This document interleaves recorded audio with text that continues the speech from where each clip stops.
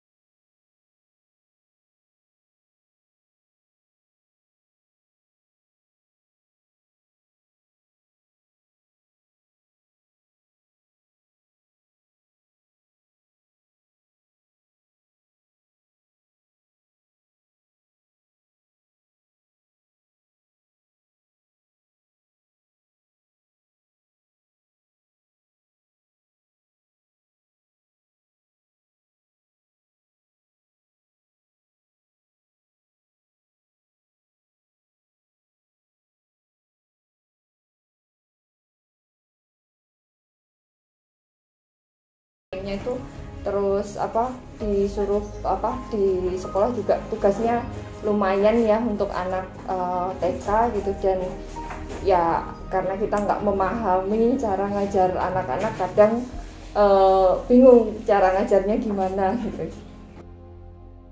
Kalau itu gimana ya Nyahya? Senam. Oh iya, kalau setiap Jumat itu memang ada senam. Tapi iya, memang ya terbatas ya, paling ya itu dari senam itu aja. 1, 2, 3, tetap. Oke. Nah itu susahnya karena pandemi dan kita juga WFH ya, jadi di rumah tidak hanya nggak ada kerjaan tapi juga ada kerjaan. Akhirnya kalau pas lagi sibuk semua anak-anak itu terpaksa mainnya pakai gadget gitu, dan itu sebenarnya kita sedih ya kayak gitu.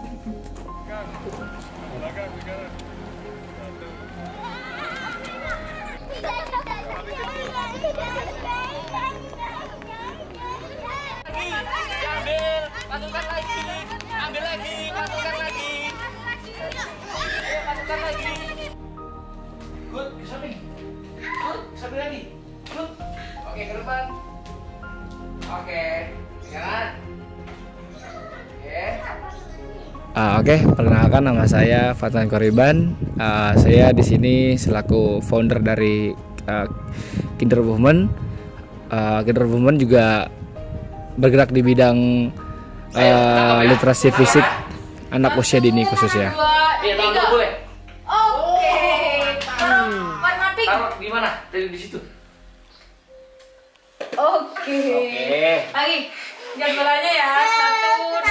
1, 2. Untuk dunia anak yang seharusnya itu kan dunia anak di mana si anak ini sedang melakukan masa-masa di mana dia ingin tahu banyak hal tentang dunia.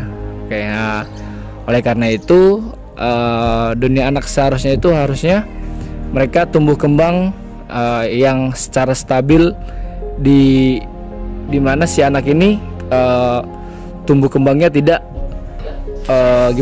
tidak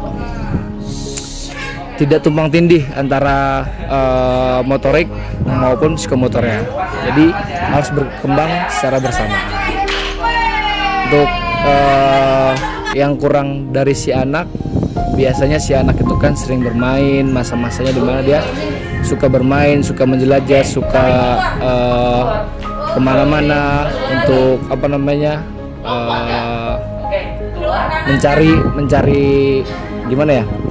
mencari pengetahuan dia. Nah, sedangkan selama ada pandemi ini untuk si anak juga untuk observasi ke lapangan pun juga mereka kurang. Jadi ya mereka lebih banyak tiduran, makan mungkin. Nah, adapun mungkin juga yang cuma makan tidur. Akhirnya tumbuh kembang si anak mungkin jadi terhambat. Seperti itu. Untuk Kinder Women ini biasanya kita sebelum ada pandemi kita ada kelasnya, itu kelas yang dimana semua peserta itu berkumpul di suatu tempat, lalu kita ajarkan literasi fisik secara bersamaan. Berhubung sekarang ada pandemi, akhirnya kita melakukan terobosan atau inovasi itu di privat. Nah, jadi nanti kita datang ke door to door untuk mengajarkan literasi fisik si anak, untuk anak bisa berkembang semestinya, seperti itu. Oke, good. Ayo lagi. Jangan pegang dia. Good. Sekarang kita ke sana ya,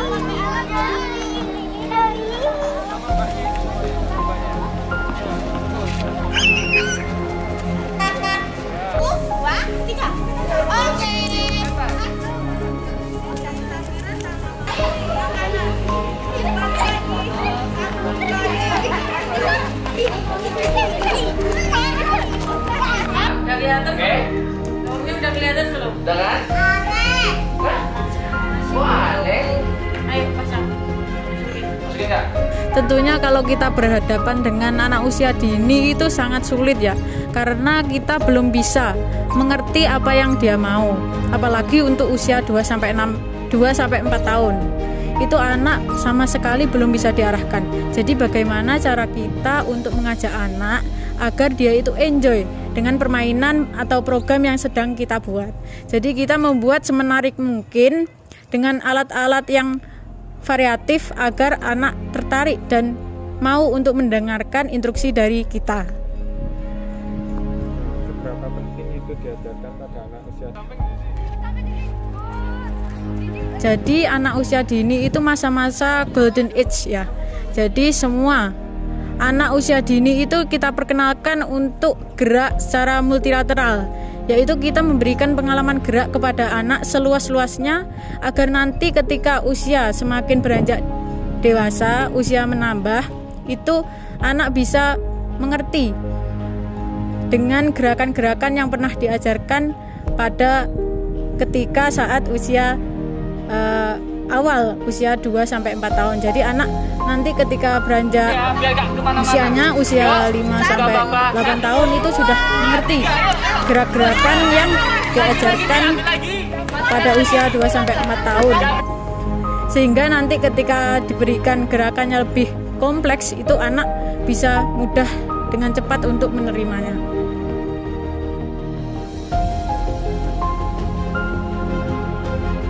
Untuk harapan saya kedepannya untuk si anak ketika ada masa pandemi seperti ini, peran orang tua sebenarnya sangat penting sebenarnya. Jadinya peran orang tua di mana ketika guru tidak mengajarkan di kelas, akhirnya sekarang orang tua lah yang sangat berperan di rumah untuk mengajarkan entah itu motorik, entah itu afektif, segala macamnya itu orang tua yang berperan sekarang. Jadi alangkah baiknya ketika ada pandemi seperti ini, orang tua tidak memberikan HP, tidak memberikan gadget untuk si anak untuk tetap bermain. Jadi harapan saya orang tua ini terus aktif untuk mengajarkan si anak dalam kondisi seperti ini.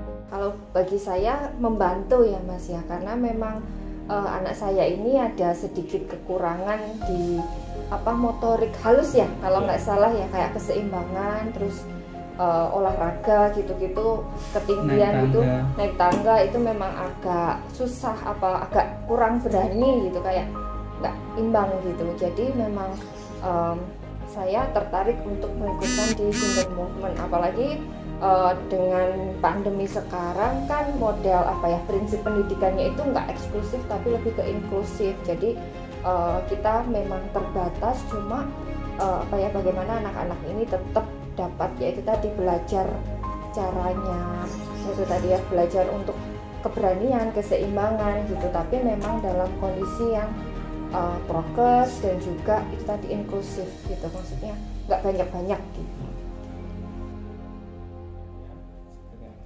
Semoga Kinder Movement semakin sukses ke depannya. Pandemi berakhir, jadi nanti bisa klasikal lagi ya, dan itu pasti lebih seru gitu.